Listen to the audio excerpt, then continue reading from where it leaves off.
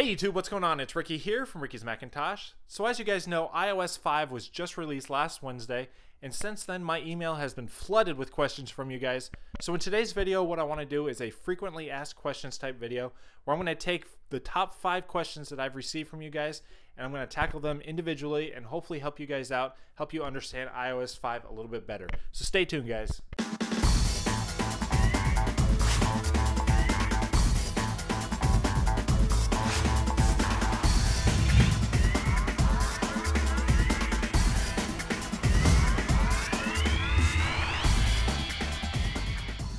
So the number one question you guys have asked me so far is, will the multitasking gestures be on the iPad 1? And the answer to that, unfortunately, is no. From what I've seen in other videos and also in my own studies, is that the multitasking gestures is a feature for the iPad 2, which to me is a little fishy because I thought it was an iOS 5 feature, not necessarily an iPad 2 only feature. So there are other ways around it. There are some jailbreak options you can have. So if you want to take that route, you can go ahead. Okay, the next thing I want to talk about is Notification Center. I get a lot of questions dealing with how to set up Notification Center, why people's icons aren't blinking when it shows up on the lock screen, why it's not in list form on the lock screen, just a bunch of general questions about Notification Center. So I'll go through how to set it up, and then I just kind of want to talk to you guys about what Notification Center is. So let's go ahead and click on the settings there. And then what you're going to want to do is you're going to click on notifications, let the list populate, and then you want to pick an app that you want to set up the notifications for. So we'll go ahead and do mail. And you're going to set this up the same way for all your apps if you want it that way. So the first option you have is Notification Center. Now this has nothing to do with the lock screen. This is just Notification Center. If you remember how to access it, you just drag from the top to the bottom. These are notifications in Notification Center. So you can see I have a hanging with friends, I have a Facebook, I have a calendar telling me that, you know, I've got to take out the trash today. All these are things that I've received, or in the calendar aspect, it's what's happening today. So let me go ahead and go back here. After you set that up, and again, that's just Notification Center, you're going to be able to set up how you have your alerts. You can have none, you can have banners, or you can just have the regular old alerts. Before iOS 5, when you received a text message, it popped up and it interrupted whatever you were doing, and you had to take care of that text message or email or whatever right away. Now you have the option of having banners, and what banners will do is they'll fold down. They won't interrupt what you're doing, but they'll just alert you and tell you, hey, you have a text message, you can read it, you can address it at that time if you want, or you can just let it go, keep doing what you're doing in your app, and then take care of it at a later point. So you guys want to make sure that you do have banners selected and not alerts. Next up, you have some just basic options here. You can have the badges for the app icon. You can show a preview, and I believe showing the preview is the one that's going to make it flash on your lock screen. And then view in lock screen. You need to make sure you have that set up so that when you do receive a notification and your phone is off or in sleep, you can go ahead and get that notification on your lock screen. It should flash. If it doesn't, again, email me and let me know what kind of problems you're having. But that's how I set up my Notification Center. I get a question a lot about people asking why they don't see anything on their lock screen after they set up Notification Center.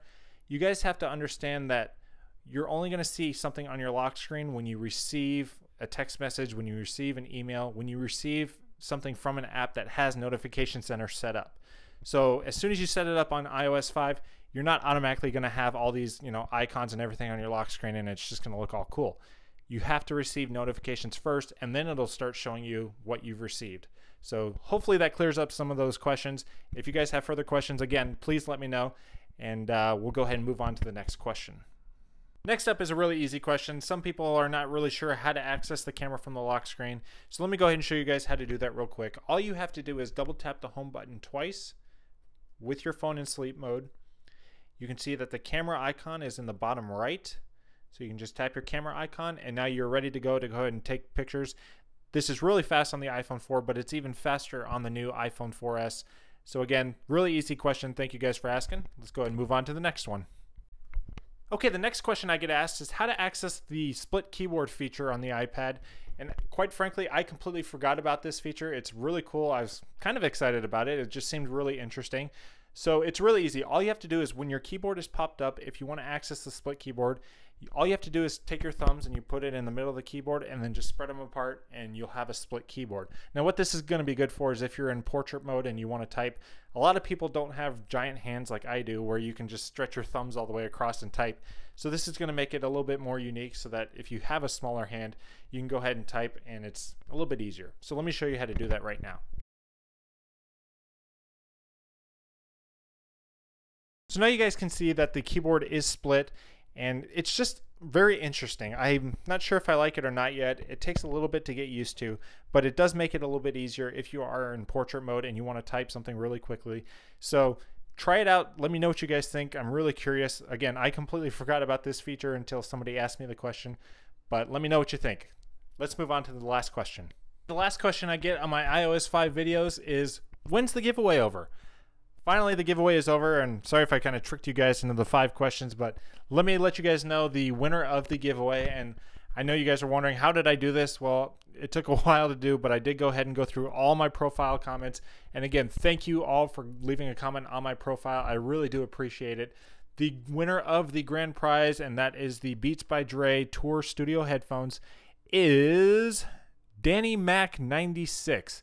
That's Danny Mac 96. So congratulations, you are the winner of the Beats by Dre Tour headphones. If you want to go ahead and leave me a PM on my YouTube channel, let me know your address and I will go ahead and check the qualifications, make sure you're subscribed and all that, and we'll go ahead and get these headphones out to you. Congratulations. Guys, if you didn't win, please don't be a hater. Please don't leave all these nasty comments. I will be doing more giveaways. You guys know on my channel I've got 6 or 7 giveaways done so far, so stay tuned. There will always be a giveaway, and I will see you guys in the next video. Please, I would appreciate it if you would comment on this video. Let me know if you have any more questions. Also, please subscribe to my channel, and if you could like this video, I would appreciate it. All right, thank you guys so much, and I'll talk to you later. Bye-bye.